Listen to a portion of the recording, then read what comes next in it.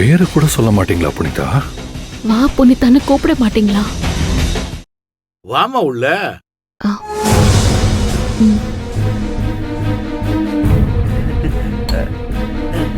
புனிதா எப்படிமா இருக்க? நான் நல்லா இருக்கேன் மாமா. நீங்க எப்படி நான் இருக்கீங்க? நல்லா இருக்கேன். அமுதா எப்படி இருக்க? இருக்க. மா, நீங்க எதுக்காகமா இங்க வந்தீங்க?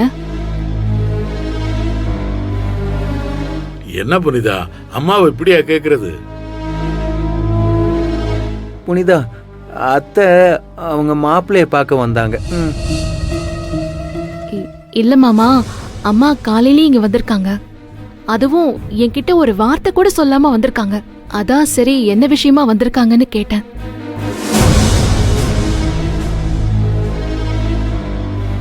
சொல்றேன் புனிதா. நீ வந்த பிறகு உன்கிட்டயும் மாப்பிள்ளைகிட்டயும் சேர்த்து சொல்லலாம்னு நினைச்சேன். அண்ணே, நான் ஒரு முடிவு எடுத்திருக்கேன். அதுக்கு கண்டிப்பா உங்களோட ஒப்புதல் கிடைக்கும்னு நான் நம்புறேன்னே. என்னம்மா சொல்லுங்கம்மா. இது நாள் வரைக்கும் என் பொண்ணு ஏன் கூட இருந்தாதான் பாதுகாப்பா இருப்பான்னு நான் நினைச்சிட்டு இருந்தேன். அதனாலதான் என்னோட பொண்ணும் என் மாப்பிள்ளையும் என் கூட எங்க வீட்டுல இருக்கணும்னு நான் ஆசைப்பட்டேன்.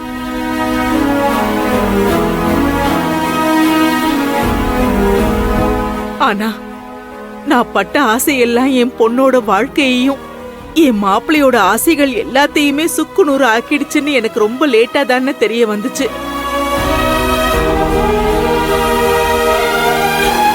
அம்மாவை விட்டு கொடுக்காம பேசுற என் பொண்ணும் புனிதாவுக்காக எல்லாத்தையும் பொறுத்துக்கிற மாப்பிள்ளையும்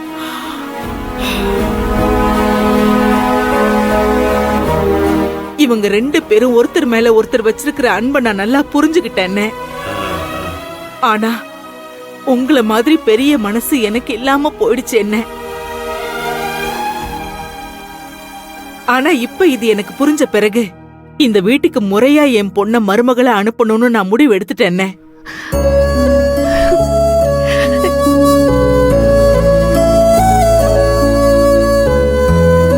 இத சொல்லிட்டு போலான்னு தான் வந்தேன்.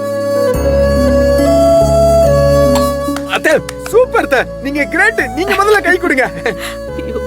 கபிலன் வாழ்த்துக்கள், கைய கொடுங்க. அட முதல்ல கைய கொடுங்க. புனிதா வாழ்த்துக்கள், சீக்கிரம் கைய கொடு.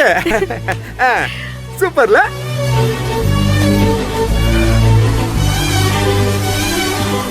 நடக்கிறதெல்லாம் உண்மையானே தெரியல. புனிதா, நீங்க என் கூடவே இருக்க போறீங்களா? அப்போ என்னோட உயிர் என்கிட்ட திரும்ப வந்துருச்சா? அம்மா, நீங்க சொன்னது உண்மைதானா? நான் கபிலன் கூட தான் இருக்க போறேனா? சூப்பர். ஆகா போடுறா வெடியா. சூப்பர். இந்த நிமிஷத்துக்காக தான் இவ்வளவு நாள் நான் ஆசைப்பட்டேன். கபிலன், இது போதும். நீங்க தான் என் நண்பன். இதை விட வேற என்ன வேணும்? ரொம்ப தேங்க்ஸ் மா.